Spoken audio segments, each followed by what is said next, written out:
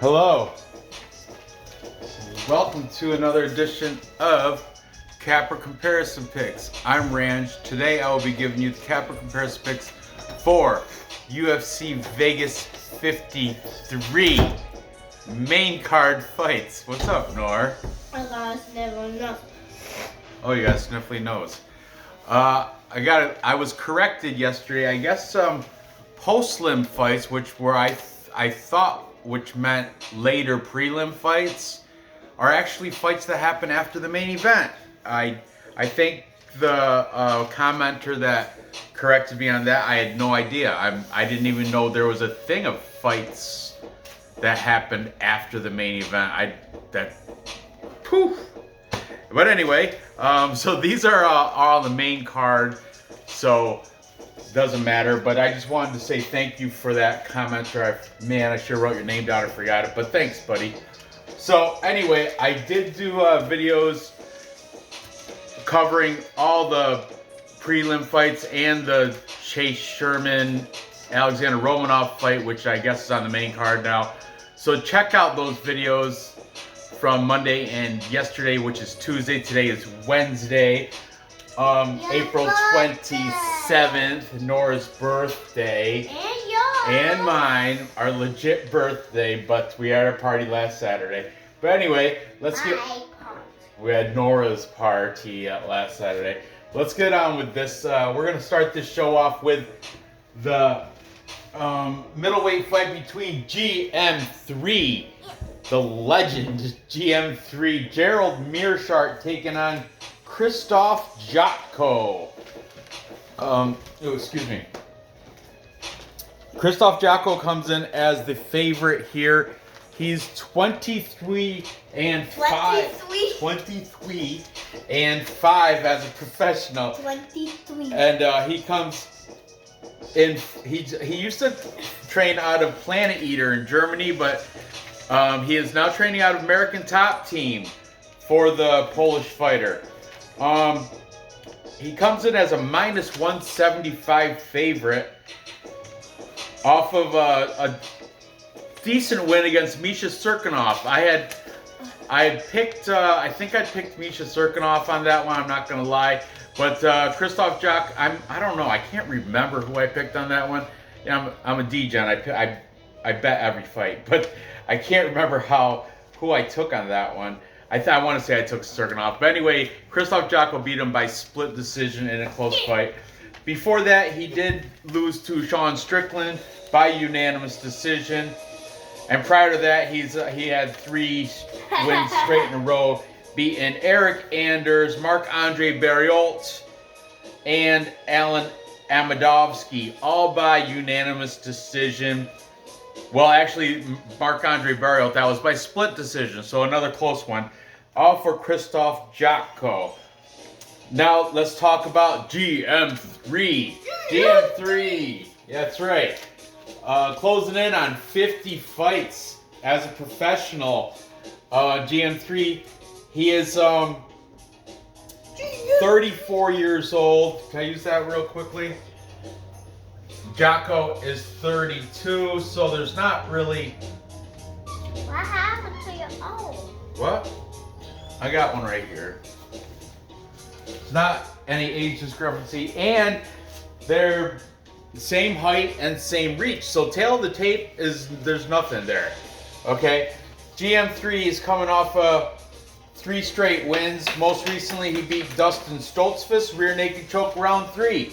Prior to that, a very good win against Makhmed Muradov, rear naked choke round 2. Before that, he had a guillotine, power guillotine. Is my whole head in the screen? Because I'm leaning over, so it is. Is it? Yeah. Here? Here? Good? You can go a little bit higher. Here? Down with it? Alright, there. He beat Bartosz Fabinski by power guillotine in round 1. And that was, before that fight, though, is where he got knocked out by Khamzat. Right cross, 17 seconds in round 1. I think that caught him off, caught everybody by surprise. Well, not everybody, not Khamzat, but he knew. He was finishing everybody until he like that until he ran into Gilbert Burns most recently. And prior to that, he also lost to Ian Heinisch by TKO in round 1, but that wasn't 17 seconds. That was more like a minute and 14 seconds. Still fairly quickly in round 1. So GM3, he does have he's got, I think, majority of his wins all come by submission. That is his path to victory in the majority of his fights. He has got double-digit losses here, 34 and 14. And that, I believe, is why he is a plus 150 underdog here. He was fighting out of Aguilar Combative Systems, but they are now out of business. So he's been, from there he transferred to Rufus Sport, and then as of lately, though, he's been at Fusion XL training with Mike Perry. Pretty good for GM3. So let's see what the cappers have to say in this one. We're going to start, as we usually do, with, can you fast forward to that commercial, Nora? Thank you. With the favorite and Krzysztof Jotko. No, actually, let's start with GM3. Gerald Meerschaert. Let's do that, okay? Taking GM3, the legend, as BC Dave likes to call him. We've got UFC gambling addicts. That's Leighton. Great predictor out of the UK. Loves his smoke breaks. Double A Men Gang. My brother. Double A Men Gang. Then we've got Greedo from Greedo Plays. And Greedo is saying a submission, obviously. Round 2. I like method and round. Making that plus money even more of a plus money. Nice pay there if you're taking that. Then we've got E-Money. Haven't used him in quite a bit. I always like E-Money. Always welcome on the show. Just like I said, you know how I choose my cappers? It's usually whatever YouTube's algorithm throws up when I type in UFC Vegas 53 predictions. First come, first serve, whoever's throwing up there. That's how I usually go through it. Sometimes I might, if it shows a whole page, I might pinpoint to one that I'd like to single out. But E-Money, he's also taking GM3 by submission. Yeah, that's why I started out with him. You see how it's going already. Three of the 5 cappers. Then we've got it's your boy eBay. That's right, eBay's. Welcome back, eBay's, from his short break. Thank goodness everything's all right with your pops. I'm glad everything worked out well. I'm glad he recovered. eBay's is also saying submission for GM3 in round 3. Round 3 for GM3. And finally, we've got contrarian picker. We've got Blood Money. Blood Money Cody is on the side of Krzysztof Jotko. The favorite here on his own, though, in this show. I'm sure he is the favorite, so I'm sure there's a lot of other cappers, but coincidentally how it worked out in this one, he was the only contrarian picker. Can't take it. You don't like it? This one's way better. No, it isn't. Yes, it is. No, it isn't. I like that one better. I like the other one better. Nope. So, you already know which way I'm telling. I mean, I made a T-shirt for GM3. I sent it to Dave. Hopefully on Friday he will wear it for the live stream. Dave, hint, hint, wear that GM3 T-shirt I made for you. He won it in a T-shirt bet, of course. So, a T-shirt bet with Dave. I make one every week. I still owe him a T-shirt. But I'm going to take Gerald Meerschaert. I'm also taking him by submission. If you follow me on Instagram, you can already see I did post a three dog parlay. 3-dog parlay. GM3 is one of the dogs in it. I'm not going to mention the other 2. You have to check out my Instagram if you want to find out the other 2 legs of that parlay. But my $20 bet will pay out $280, I think, or something like that, if it cashes in, and it very well could. So here I'm taking Gerald Meerschaert, the third GM3 to win the submission over Krzysztof Jotko. Woohoo, Vin on. Next we've got the Damaged, Darren Elkins. Damaged is a good name because that's what he is. He is damaged, and he does take damage.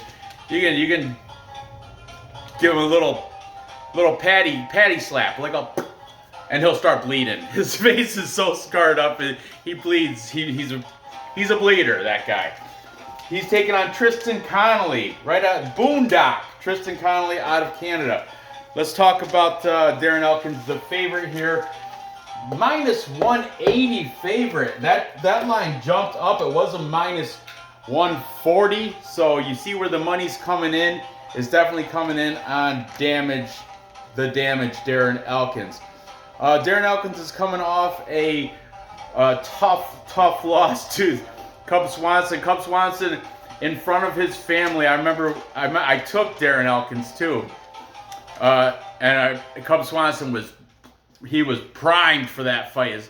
He had his family there. He was crying after the victory, happy tears of course, because he took care of him, punches and wheel kick in round 1. Now, if you're a recency bias type of bettor, you're gonna, you see how that's leaning, how it's looking for him. But prior to that, Darren Elkins did beat Derek Minner by ground and pound round 2. Good, that's a good victory. Prior to that, he beat Eduardo Garagori, rear naked choke in round 3. Also a nice victory there.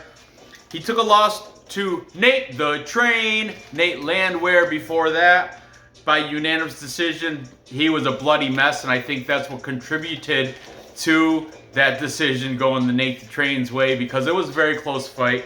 I think it could have been a split decision. I still would have gave it to Nate the Train. And prior to that, he lost to the BJJ expert in Ryan Hall by unanimous decision. But I will hand it to him. Ryan Hall did not get his patented ankle lock, knee bar, leg lock. He messes up people's legs with all that crap. But Darren Elkins managed to survive and lose the unanimous decision. He's, according to Tapology, he's training at a Dunlan Valley Tudo in Hobart, Indiana. The only other name I recognize from that is the veteran and Eddie Wineland. But Darren Elkins is a veteran himself. He's been a pro since 2007. He's been in the UFC since 2010. So Darren Elkins, these guys, Darren Elkins, Tristan Connolly, have the same height, but Darren Elkins does have a 3-inch reach advantage. That's 1.5 inches on each fist. Nothing really shaking there. Not a big deal. Now let's talk about Boondock Tristan Connolly. Tristan Connolly, 1 year younger. He's 36, where Darren Elkins is 37. Can you skip past that commercial, please? Thank you. Tristan Connolly's coming off a unanimous decision loss to Pat Sabatini, which Pat Sabatini showed his fight IQ in that fight. I'll tell you what happened. Pat Sabatini edged him out in rounds 1 and 2. He clearly won those rounds, but they were kind of close. But they're both 10-9 rounds, and he knew it. Everybody knew it. So Pat Sabatini, smart guy that he is, he put those 2 rounds in his back pocket. Round 3, he spent most of that round avoiding anything Tristan Connolly was bringing by pretty much keeping him at range and keeping out of range and keeping away from him, because he didn't want the threat of anything going down, any crazy punch. He played smart. Round 3, I would arguably say went to Tristan Connolly, because Pat Sabatini spent that entire round avoiding him, because he knew he already had rounds 1 and 2 in his pocket. So Tristan Connolly took that unanimous decision loss. But before that, he had his UFC debut where he beat Meerschaert. Meerschaert came out doing all his, his dancing and his flashy flips and all that stuff prior to the fight. And what happened? He gassed himself out, and that's what happened. He was on an empty tank when Tristan Connolly was winning the whatever was left in Michel Pereira's tank, he pretty much emptied the rest of it in round 1. Rounds 2 and 3 definitely went to Tristan Connolly. That's why he got the unanimous decision victory in his UFC debut against Michel Pereira. Prior to that, he was in Rise FC. That is a British Columbia, Vancouver regional scene up in Canada, where he beat Dewan Owens by unanswered blows. And that he became the champion, a featherweight champion over in Rise FC in a 5-round battle against the Dewan Owens. And they're the headliners and everything. That went all 5 rounds, but then he just was not responding. Unanswered blows, and that's a victory for Tristan Connolly there. He had bunch of other regional scene wins throughout Canada and the northeastern United States. Tristan Connolly did start his pro career in 2010, but his UFC debut against Michel Pereira, he has not been in the UFC, not even close to as much as damaged Darren Elkins. He trains over at Checkmat Vancouver in Richmond, British Columbia. I didn't recognize any name out of that place, but if you look at Tapology, Tristan Connolly, if you scroll down the bottom, he does have like a highlight video. It's not like a highlight video, it's more of like it's like a promotional video for a regional fight where I forgot what it was, but interesting video. They had a little interview kind of thing. It's only like, I want to say maybe 2.5 minutes or something, 3. It's a very short video, but I checked it out. You know, it's worth my 3 minutes or whatever it was. And he explains how he got into fighting and how he got into mixed martial arts. I do believe he's a BJJ black belt, and that's where he started competing on BJJ tournaments. And then he ended up falling in love with it.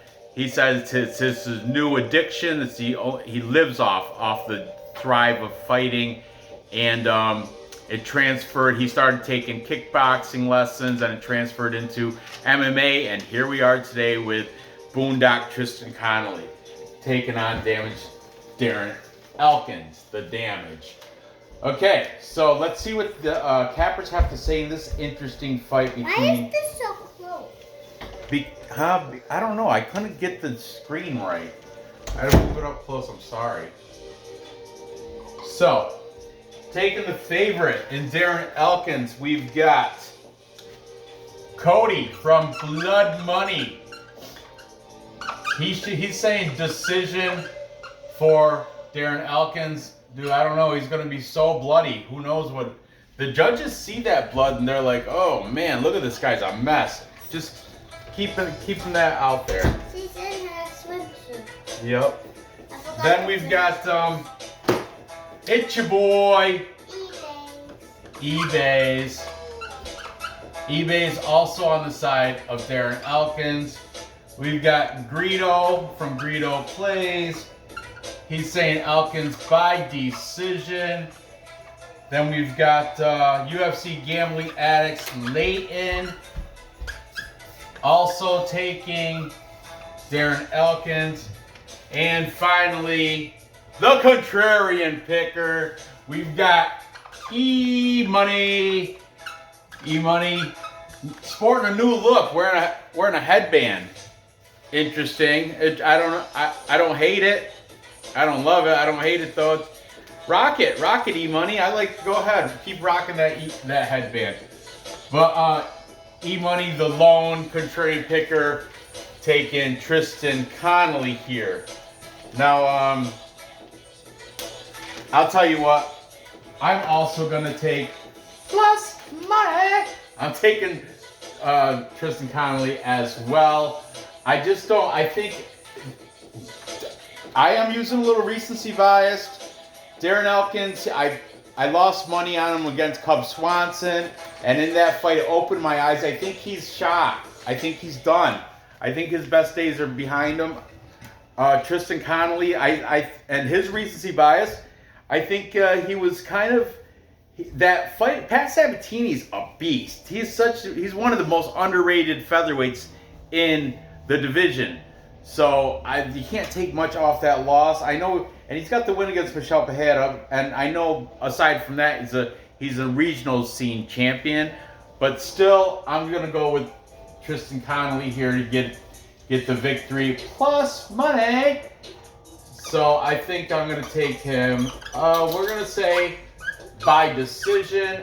As I mentioned, when it comes to it, Connolly, he might not get the strikes, but I think he's better on the ground. I want to say they're kind of even Steven. They're very, very close on the ground, but Connolly his base is BJJ, and he was doing all these tournaments, these grappling tournaments. And he was winning, and that's why he escalated his advanced into mixed martial arts. But I think on the ground he's going to win that battle and get some more control time, try for more submissions. Don't know if he's going to get those submissions, but maybe. I mean, he does have submission victories down in his regional scene battles. So I'm taking Conley to get the decision. It's going to be a close fight, though. What's going to be the decision maker is Connolly is not going to be looking all messed up and bloody, where Darren Elkins, because the damage has been so damaged, he's weathered, man. He's taken a lot of beating, and ask any capper, when you touch his face, there will be blood. And then I guarantee in this, I wish there was a bet on if there's going to be blood. Every capper I've watched, it's going to be a bloody fight, and the blood's going to be coming out of Darren Elkins' face, and the judges don't like to see that, or they do like to see that, but it does sway them, and they're going to sway it to the Connolly side. Mark my words. So there you have that.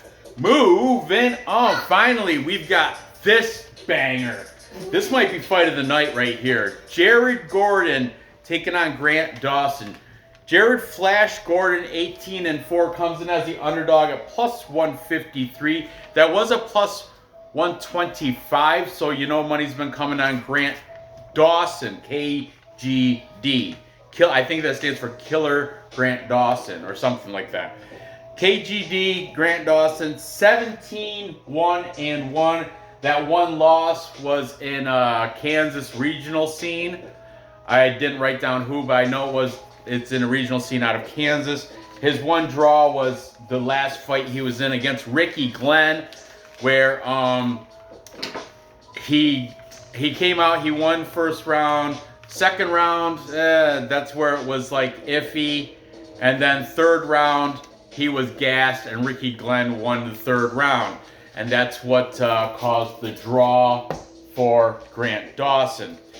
Okay, let's talk about Grant Dawson since we're on him anyway. Before that draw against Ricky Glenn, though, he does have a long list of people that, good fighters that he's beat in the UFC. I'm going to just mention I do the past 5 fights.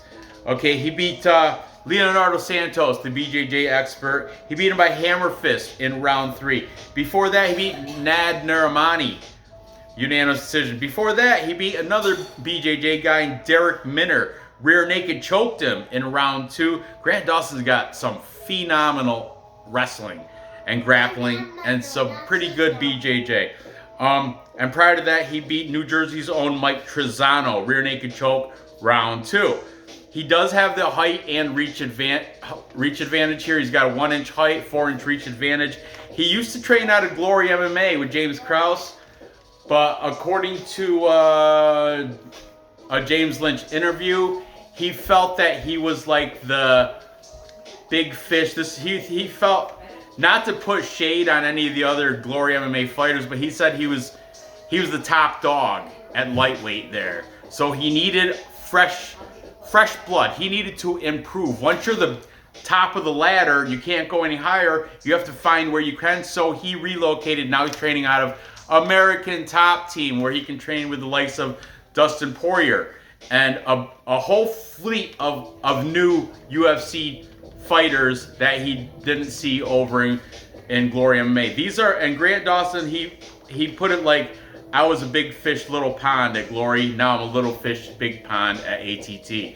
Which, if you look at ATT's long list of fighters, I can see what he's saying. I love Glory MMA, but if you think you're the best there and you've already beaten the best at lightweight out of Glory MMA, like if you're, just going through training and no one can really test you, you might as well switch it up. You're a professional fighter, you got to improve. So that made his move to American Top Team. Now let's talk about Jared Gordon, coming out of a rival gym from Florida, Sanford MMA. Also, Jared Gordon, prior to Sanford MMA, he was Gracie, Henzo Gracie, New York City. That's where he was also listed as his primary gym on Tapology. And I know Jared Gordon is from like North Jersey, New York City area. But now he has transferred and placed himself at ATT's rival gym, Sanford MMA, with Henry Hooft and Gilbert Burns and Vincente Luque and a whole fleet of killers down there at Sanford. Jared Flash Gordon is coming off a win against Joe Selecki, another Jim O. Joe Selecki's out of Carolina, but he does have roots in like Pennsylvania, Philly, New Jersey area. So he's, so that's a very good win, even though it's split decision, very close, but a win against Joe Selecki is a good win. Before that, he beat Danny Chavez, a Combate champion guy, Danny Chavez, another great win. And before that, Chris Fishgold, but still a UFC fighter, good win, unanimous decision. Prior to that, he lost to Charles Oliveira, TKO'd him 1 minute and 25 seconds of round 1. Do you need me to sign your agenda, or is Mom going to do it? Yeah. Find a pen, I'll scribble it. All right. Before that, Charles Oliveira lost. He beat Dan Moret by unanimous decision.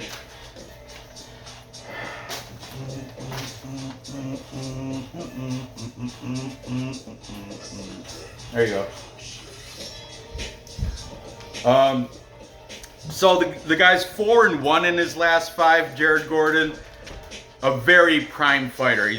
Jared Gordon's good. Ever since that loss to Charles Oliveira, which is not a bad loss. Charles Oliveira, if you're gonna lose to somebody, must be him. But it was a bad loss because he got knocked out in the first round, 1 minute and 25 seconds in. But still, nonetheless, this is going to be a very close, very good fight here.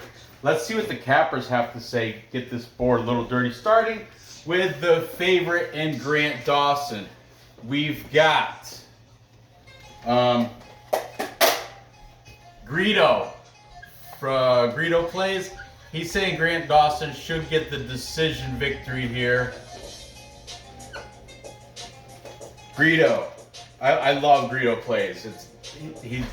He's good visuals. He's got he doesn't stumble on his words. He's very articulate with it. He puts up nice statistics as he's talking. It's check him out. All the links to all these cappers will be in the description. As always, as every show. Sought means seeked, like sought out. I sought out a plumber because I had a leaky sink. Or I saw a vet. Searched, yeah. Seek, search. Sought means to search. I saw a vet for my cat. And you have to usually when you sought something, it's for a reason. You know what I mean? I sought out a doctor for my hurt, whatever. My hurt face. Anyway, taking Jared Gordon, we've got Leighton, UFC Gambling Addicts. He's on the side of Jared Gordon. Plus money. Plus 153 there for Layton. Then over here we've got Cody. Blood money. Blood money. Cody is taking Grant Dawson by decision. Originally, he was on the side of Jared Gordon, but then he said he went back, watched some tape, and he flipped his pick, and now he's leaning on the side of Grant Dawson. Cody, I hope you get over your COVID. I did just watch your video just right before making this, and Cody from Blood Money MMA Bets he was diagnosed with COVID, so he's shaking that off. My whole family had it. We shook it off. It's all right. It took me a good week though to get over it. Right, Brandon? You had.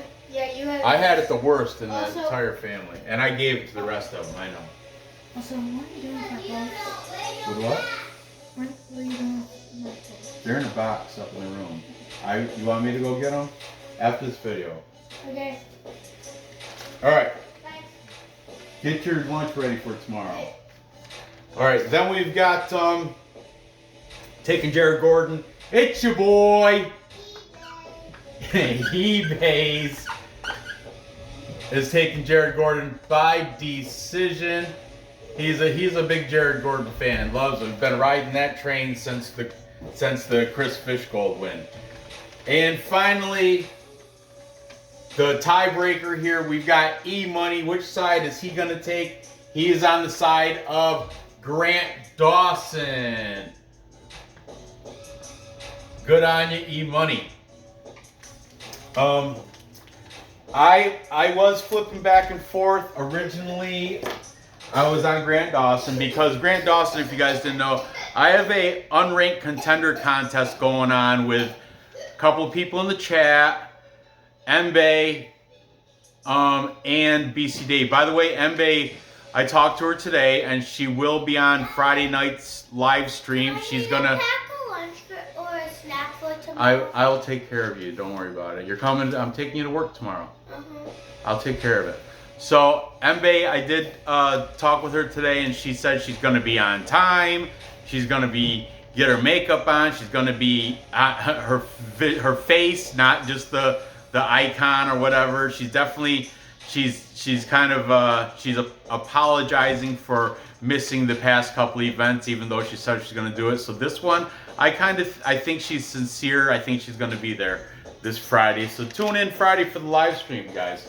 But so I was looking at Jared Gordon, and I'm like, man, this guy is good. But then I flipped back. I'm like, Grant Dawson is just a little bit better. I think he's a little better at wrestling. I think he's a better wrestler. But at the same time, that's Joe Selecki. It was split decision though, so it could have went either way. But if it was a unanimous decision, I would, because Joe Selecki and Grant Dawson are very similar styles. But I think Grant Dawson, remember, he was the biggest fish in the little pond called Glory MMA. So that means he's beating. He beat Derek Minner in an MMA fight anyway. Derek Minner out of Glory MMA. And I was thinking of what other lightweights are over there. And yeah, I think it was a good move to go to ATT, improve his game, improve on something that was already very good. You know what I'm saying? So I'm going to give this victory to Grant Dawson. I don't know why a lot of people seem to just want to fade him. I don't know why, but I'm on Grant Dawson here. I think he's going to get the decision victory over. It's going to be a tough one. I think Jared Gordon might even win the later rounds because Grant Dawson has been that last fight against Ricky Glenn. Grant Dawson does have kind of a gas tank issue. When it gets to the third round, he definitely lost the third round. Ricky, he had that. I think if he had the cardio, I think he should have won that third round, but that third round was not good. Did not look good. It looked great for Ricky Glenn, but it did not look good for Grant Dawson. But in every, thankfully it wasn't a loss, it was a draw. But in every not victory is a lesson to be learned, and hopefully he did learn his lesson, and hopefully he'll pace his cardio a little better and come out victorious. I'm going to take Grant Dawson to get the decision win here over Jared Flash Gordon. So to recap.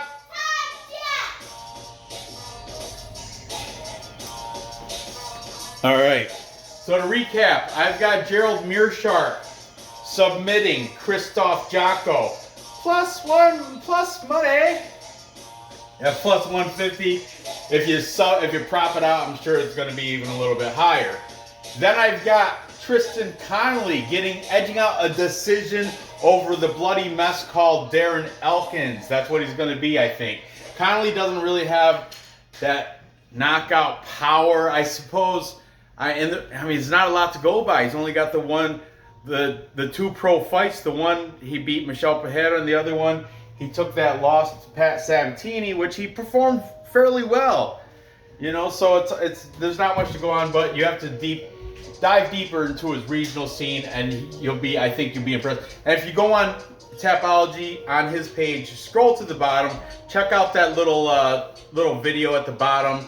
It's decent. That's what kind of confirmed I'm going to go with the plus money underdog there in Tristan Connolly. And he is another one of those, he's my second leg.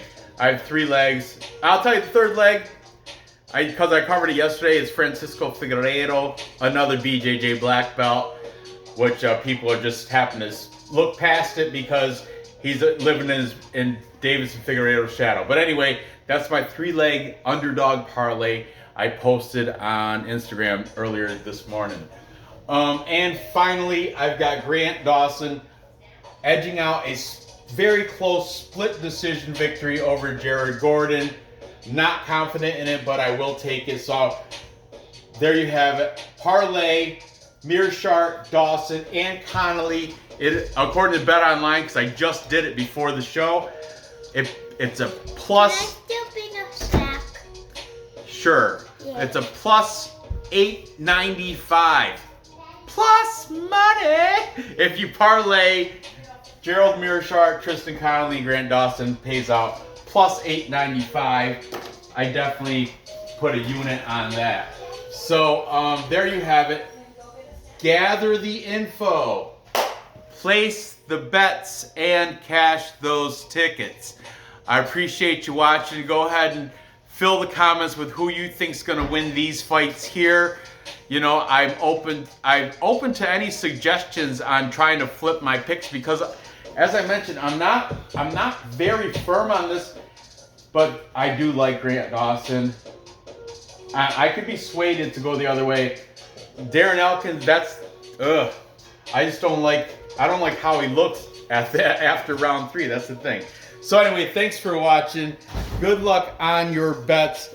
Like, subscribe, follow, comment, all that good stuff. And well, I suppose if you want to ring that bell, you can do that. And I'll see you guys tomorrow when I cover the rest of this card. Good night. Say good night, Nor. You didn't say cash the tickets? I did. Gather the info. You do it now. Show the boards. Gather the info. Place the bets and cash the tickets. Thanks for watching. Good luck on your bets. See you tomorrow. Bye.